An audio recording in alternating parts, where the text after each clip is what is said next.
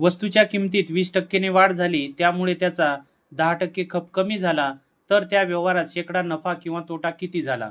तर विद्यार्थी मित्रांनो, या ठिकाणी व्यवहारात झालेला शेकडा नफा किंवा तोटा काढण्यासाठी समजा सुरुवातीला वस्तूची किंमत 100 रुपये होती आणि त्यावेळेस 100 वस्तू विकल्या जात होत्या असे गृहीत धरले असता आपल्याला त्यावेळेस उत्पन्न किती मिळत होते? तर 100 गुणिले 100 बरोबर 10,000 रुपये असे गृहीत धरूया. 100 रुपये किंमत असताना 100 वस्तू विकल्या जात होत्या आणि त्यामुळे उत्पन्न मिळत होते 10,000 रुपये. आता वस्तूच्या किमतीत 20% वाढ झालेली आहे, म्हणजे 100 रुपयाची वस्तू आता 120 ला झालेली आहे आणि त्यामुळे त्याचा परिणाम विक्रीवर होऊन 10% खप कमी झालेला आहे. म्हणजे सुरुवातीला 100 वस्तू विकल्या जात होत्या, आता 90च विकल्या जातात आणि त्यामुळे उत्पन्नावर काय परिणाम झालेला आहे हे काढण्यासाठी हा गुणाकार करूया आपण. तर 12 108 आणि या 108 वरती हे 2 शून्य जर ठेवले तर आपल्याला उत्पन्न मिळते 10,800 रुपये. म्हणजेच 120 रुपये किंमत असताना 90च वस्तू विकल्या गेल्या तरी उत्पन्न 10,800 रुपये आहे. तर या ठिकाणी उत्पन्नामध्ये वाढ झालेली आहे. तर उत्पन्नात किती वाढ झालेली आहे ते पाहूया आपण. तर उत्पन्नातील फरक सुरुवातीला 10,000 होते आणि आता उत्पन्न 800 ने वाढलेले आहे, म्हणजे 800 रुपये हे ने वाढ झालेली आहे. आणि वाढ याचाच अर्थ काय? तर नफा. मग आता हा नफा प्रत्यक्ष नफा आहे 800 रुपये. आपल्याला शेकडा नफा काढायचा आहे. तर 800 रुपये नफा हा 10,000 रुपयावर झालेला आहे, म्हणून छेदामध्ये 10,000 ठेवूया आणि अंशामध्ये 800 ठेवूया आणि याला गुणीला 100 करूया, म्हणजे आपल्याला शेकडा नफा मिळेल. मग या 2 शून्याला हे 2 शून्य कटले, या 2 शून्याला हे 2 शून्य कटले आणि आपल्याला उत्तर मिळालेले आहे 8%.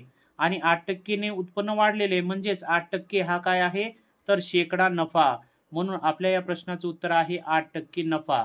अशाच प्रकारच्या दुसऱ्या एका प्रश्नाच्या माध्यमातून आपण ही संकल्पना अधिक क्लिअर करून घेऊया. तर या ठिकाणी दुसरा प्रश्न आहे, वस्तूच्या किमतीत 10% ने वाढ झाली, त्यामुळे त्याचा 10% खप कमी झाला, तर त्या व्यवहारात शेकडा नफा किंवा तोटा किती झाला? तर या ठिकाणी सुद्धा आपण गृहीत धरूया की वस्तूची सुरुवातीची किंमत 100 आहे आणि 100 रुपये किंमत असताना 100 वस्तू विकल्या जात होत्या आणि त्यावेळेस एकूण उत्पन्न होते 100 गुणिले 100 म्हणजेच 10,000 रुपये. आता वस्तूच्या किमतीत 10% ने वाढ झाली, म्हणजे 100 रुपयाची वस्तू आता 110 ला झालेली आहे आणि त्यामुळे त्याचा विक्रीवर परिणाम होऊन 10% ने विक्री कमी झालेली आहे. म्हणजे 100 वस्तू न विकता 90च वस्तू विकल्या जाऊ लागल्या आणि त्यामुळे हा गुणाकार करून किती उत्पन्न येते ते पाहूया. 11 9 99 आणि हे 2 शून्य जर ठेवले आपण तर 9,900 रुपये उत्पन्न झालेले आहे. सुरुवातीला 10,000 होते आणि आता मात्र 9,900 रुपये उत्पन्न आहे. म्हणजे उत्पन्नामध्ये फरक पडलेला आहे आणि तो फरक ऋण आहे, म्हणून उत्पन्नातील फरक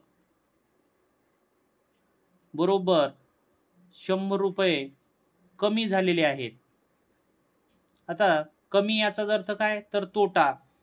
कमी याचाच अर्थ आहे तोटा. हा प्रत्यक्ष तोटा आहे. आपल्याला शेकडा तोटा काढायचा आहे. मग आता शेकडा तोटा काढण्यासाठी 10,000 रुपयावरती जर 100 रुपये तोटा होत असेल तर शेकडा किती हे काढण्यासाठी या अपूर्णांकाला 100 ने गुणूया. या 2 शून्याला हे 2 शून्य कटले, या 2 शून्याला हे 2 शून्य कटले. आपलं उत्तर आलेले आहे 1% तोटा.